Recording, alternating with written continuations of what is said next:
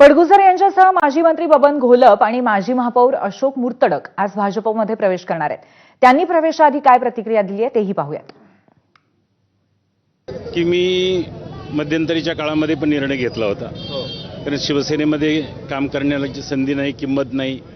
त्यामुळे आपल्याला लोकांची जे उपकार आहे आपल्यावर 30 वर्ष ज्या लोकांनी आपल्याला आमदार म्हणून निवडून दिलं, त्यांची अजूनही कामं आहेत, ती घरी येतात, मग कुठं जायचं आणि सत्तेमध्ये असताना लोकांची कामे होऊ शकतात आणि त्यासाठी हा निर्णय घ्यावा लागला मला।